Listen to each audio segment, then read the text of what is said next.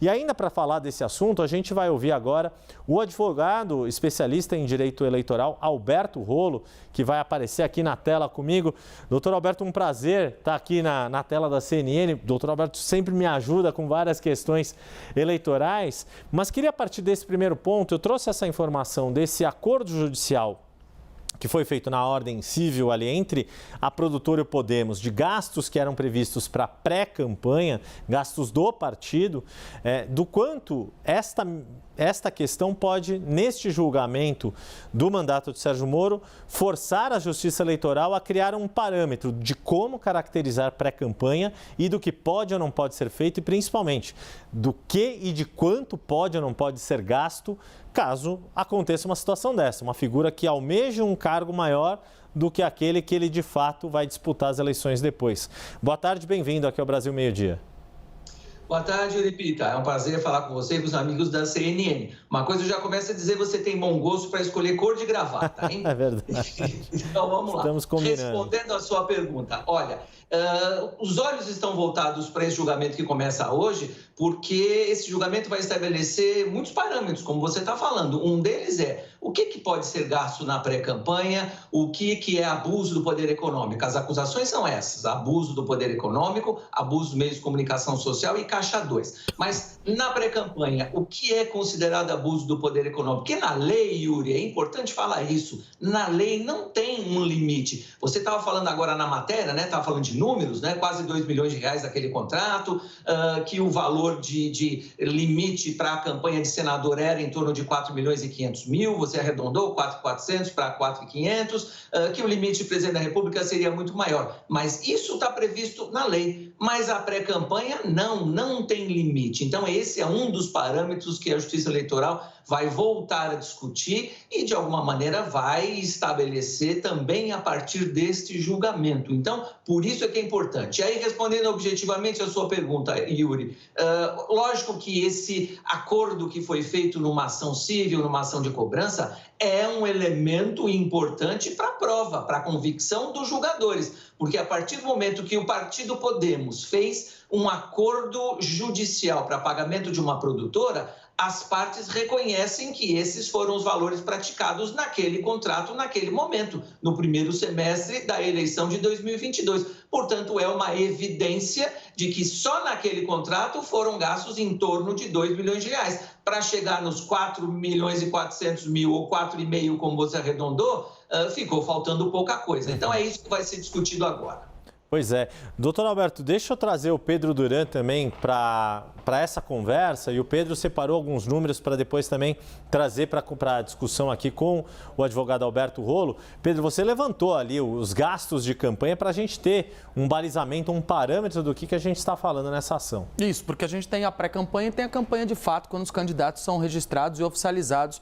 Até queria trazer essa informação para poder conversar aqui com o doutor Alberto Rolo, porque se a gente olhar os números, né, Yuri, os números que são mostrados ali pelo DivulgaCan de Contas, que é a plataforma da Justiça Eleitoral, os valores de Sérgio Moro ficam muito próximos dos valores dos principais oponentes dele, né? Então, é o caso, por exemplo, do principal adversário dele naquela ocasião, que era o ex-senador Álvaro Dias. Moro gastou 5 milhões 103 mil reais, Álvaro Dias 5 milhões e 41 mil reais. Paulo Martins, que vem em terceiro lugar em termos de gastos, mas acaba ficando bem colocado, melhor colocado na disputa, gasta ali, tem como despesas registradas 4 milhões 684 mil reais. Então, embora a gente tenha de fato uma contestação em relação à questão da pré-campanha, como o doutor Alberto dizia, do ponto de vista da campanha em si, os gastos deles todos estão no mesmo patamar. Então, essa tese, ela poderia não ser aplicada nessa fase de fato da disputa, né, Yuri?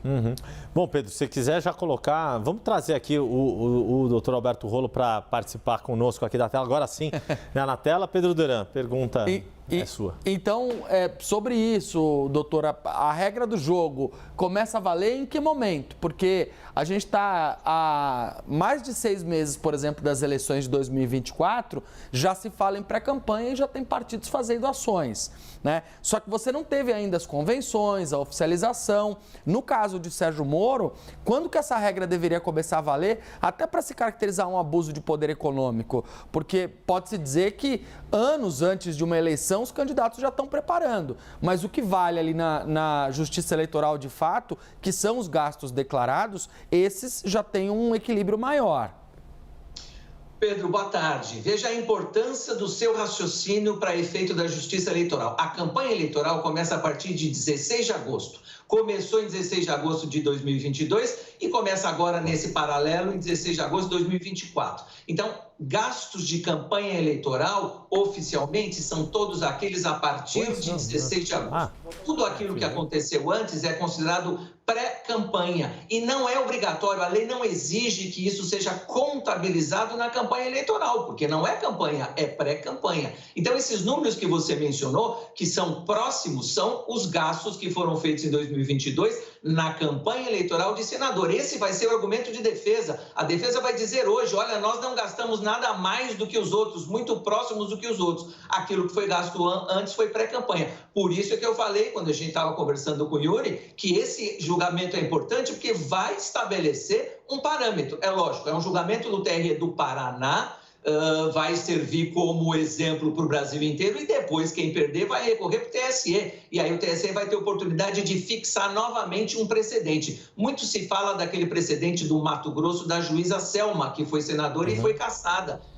Como um precedente, mas é um só. Existem muito poucos precedentes que podem ajudar na solução desse caso. Inclusive, no TRE do Paraná, na pesquisa que eu fiz, não tem nenhum outro caso de julgamento de abuso de poder econômico na pré-campanha eleitoral. Vai ser o primeiro. Então, é muito importante esse julgamento. Agora, você tem razão, Pedro. Gasto de campanha eleitoral é de 16 de agosto para frente. 16 de agosto para trás é pré-campanha e é isso que a Justiça Eleitoral vai ter que estabelecer. Houve abuso ou não? Porque o que se discute, o que se vai discutir é se ele foi beneficiado. Ele era candidato a presidente, gastou o dinheiro do Podemos porque o limite de presidente da República de gasto era muito maior, mas ele foi beneficiado ou não? Ele teve vantagem eleitoral ou não em relação aos outros candidatos que ficaram dentro do limite? É isso que a Justiça Eleitoral vai ter que responder, começando a partir de hoje. E o quanto também esses gastos que um partido faça são gastos com o próprio partido ou com a figura, com uma persona, né, com um agente político. Doutor Alberto, queria colocar uma outra questão, até pegando carona na apuração que a Larissa Rodrigues trouxe, que o Congresso Nacional, diante desse caso, também quer limitar os prazos para a Justiça Eleitoral decidir sobre cassação, sobre registro de cassação de mandato, ou seja, em que momento tem que decidir se um político pode ou não tomar posse e se esse mandato pode ou não ser cassado por problemas de campanha, tentando fazer com que tudo isso fosse resolvido antes da diplomação dos eleitos.